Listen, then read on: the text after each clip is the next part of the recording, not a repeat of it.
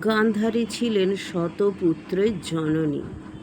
গান্ধারীকে বিবাহ করেছিলেন হস্তিনাপুরের বড় রাজপুত্র ধৃতরাষ্ট্র, এবং তিনি যখন বিবাহ করেছিলেন তখন কিন্তু গান্ধার রাজকন্যা অতটাও রাজি ছিলেন না, এবং গান্ধার রাজা এবং তার পুত্র শকুনি, গান্ধার রাজ সুবল এবং তার পুত্র শকুনি এই বিবাহতে কিছুতেই মত দিতে চাননি। তার ফল হয়েছিল যুদ্ধ। পিতামহ ভীষ্ম এক প্রকার জোর করে তার এই অন্ধ ভ্রাতুষ্পুত্রের সঙ্গে, আর সেই যুগের গান্ধার রাজ্যের পরমা সুন্দরী ছিলেন গান্ধারী, তার সাথেই তিনি বিবাহ ঠিক করেছিলেন।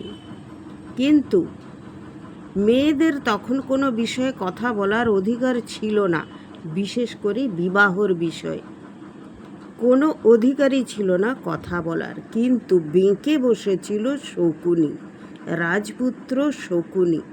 সে তার ভগ্নীকে এতটাই ভালোবাসত যে তার ভগ্নী অন্ধকারে থাকতে পারে না বলে শকুনি হাজার হাজার জোনাকি পোকা জড়ো করে রাখত কাঁচের কৌটোর মধ্যে।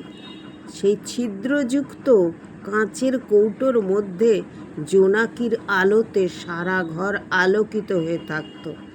তার ভগ্নী অন্ধকার সহ্য করতে পারে না। বিধির বিধান দেখুন, সেই আদরের রাজকন্যা গান্ধারী বিবাহ হলো অন্ধ রাজকুমারের সঙ্গে। তারপর তিনি কি করলেন? তিনিও পৃথিবীর আলো আর দেখতে চাইলেন না। তিনি বললেন, আমার স্বামী যেখানে পৃথিবীর আলো দেখতে পায় না, আজ থেকে আমিও পৃথিবীর আলো দেখব না। এই আমি আমার চোখ বন্ধ করে দিলাম কাপড় দিয়ে। তিনি একটি কাপড়ের পট্টি বেঁধে দিলেন তার দুই চোখে। তিনি আর আলো দেখবেন না, সূর্য দেখবেন না, চাঁদ দেখবেন না, কাউকেই দেখবেন না। তিনি স্বামীর সমব্যথী হয়ে থাকবেন। গান্ধারী ছিলেন পরম শিব ভক্ত। তার তপস্যায় সন্তুষ্ট হয়ে দেবাদিদেব মহাদেব তাকে আশীর্বাদ করেছিলেন যে শতপুত্রের জননী হবে গান্ধারী। যেহেতু ধৃতরাষ্ট্র রাজা হতে পারেননি অন্ধ বলে, তাই তার ভাই পাণ্ডু হয়েছিল রাজা। সেই নিয়ে মনে একটা ক্ষোভ জন্মেছিল ধৃতরাষ্ট্রর। তাই তিনি চেয়েছিলেন যাতে তার প্রথম পুত্র হয় এবং তার পুত্র হস্তিনাপুরের সিংহাসনে বসে। তো সেই জন্য তিনি গান্ধারীকে অত্যন্ত ভালোবাসতেন এবং তিনি গান্ধারীকে প্রায় প্রতিজ্ঞা করিয়ে নিয়েছিলেন যে যেন তার প্রথম পুত্র হয় এবং সেই যেন এই বংশের ভাবী রাজপুত্র। তো গান্ধারীও খুব আনন্দে ছিলেন। তিনি যখন গর্ভবতী হলেন, তখনও কিন্তু কুন্তী মাদ্রী কেউ গর্ভবতী হয়নি, যেহেতু পাণ্ডু অভিশপ্ত ছিলেন। তিনি কোনো স্ত্রীর কাছে গেলেই তিনি মারা যাবেন। তাই সেই দিক দিয়ে সবাই ভেবেছিল যে ধৃতরাষ্ট্র ও গান্ধারীর পুত্রই কিন্তু রাজা হবে। ধৃতরাষ্ট্র গান্ধারী এটাই ভেবেছিলেন, কিন্তু বিধি বাম। ধৃতরাষ্ট্রর স্ত্রী গান্ধারী গর্ভবতী হয়ে গান্ধাররাজ সুবল বিবাহে রাজি হয়ে গেলেন। তারপর ইচ্ছাকৃত হোক বা অনিচ্ছাকৃত হোক তাদের বিবাহ হয়ে গেল, এবং তিনি যখন গর্ভবতী হলেন প্রায় 1 বছর পেরিয়ে গেল, কিন্তু গান্ধারীর সন্তান ভূমিষ্ঠ হলো না। তাই দেখে অত্যন্ত চিন্তায় পড়ে গেলেন ধৃতরাষ্ট্র। এদিকে আর কিছুদিন পরেই শোনা গেল যে কুন্তীর সন্তান জন্মগ্রহণ করেছে। তখন প্রায় 2 বছর হতে গেছে। তখন ধৃতরাষ্ট্র আর ধৈর্যের বাঁধ রাখতে পারলেন না। তিনি গান্ধারীকে যাচ্ছে তাই ভাবে অপমান করলেন। বললেন, আমি তোমার কাছে একটা পুত্র সন্তান চেয়েছিলাম, তুমি সেটুকু আমাকে দিতে পারলে না। তো তিনি ঝরঝর করে কেঁদে ফেললেন। আর এই অপমান সহ্য করতে না পেরে গান্ধারী নিজের পেটে খুব আঘাত করলেন, জোরে জোরে আঘাত করার পরে তার পেট থেকে একটি মাংসের পিণ্ড বেরিয়ে পড়ে গেল। তিনি অচেতন হয়ে পড়ে গেলেন। তখন ব্যাসদেব এলেন।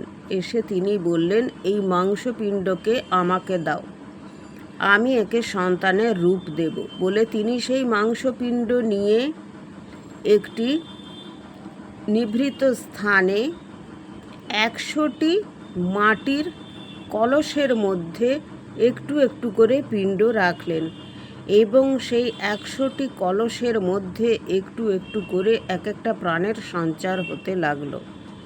দুর্যোধন প্রথম হলেন, তাই তার নাম হলো দুর্যোধন, প্রথম সন্তান। এইভাবে তার 100টি সন্তান হলো। কিন্তু গান্ধার রাজকন্যা গান্ধারী যতটা না খুশি হলেন, তার থেকে চতুর্গুণ খুশি হলেন ধৃতরাষ্ট্র।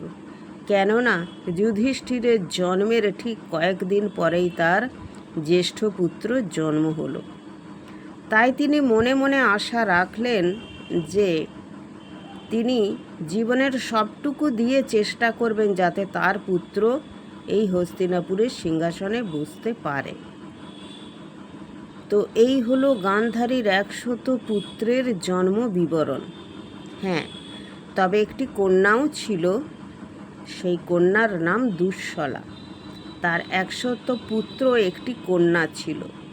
অনেকে বলেন এই কন্যা নাকি দাসী কন্যা। তো যাক, সেই বিতর্কে না গিয়ে গান্ধারীর 100 পুত্র ও একটি আদরিণী কন্যা, সেই আদরিণী কন্যা দুঃশলার জীবনও কিন্তু দুঃসহ হয়ে গিয়েছিল। একদিন আমি সেই আদরিণী কন্যা দুঃশলার জীবন কাহিনী একদিন আপনাদের জানাবো। যদি জানতে চান অবশ্যই আমার পাশে থাকবেন এবং রাধে রাধে জয় শ্রীকৃষ্ণ বলে যাবেন। মহাভারতের কাহিনী শুনতে কীরকম লাগে অবশ্যই কমেন্ট করে জানাবেন এবং ভগবান শ্রীকৃষ্ণের নামটি করে যাবেন। জয় শ্রীকৃষ্ণ, রাধে রাধে।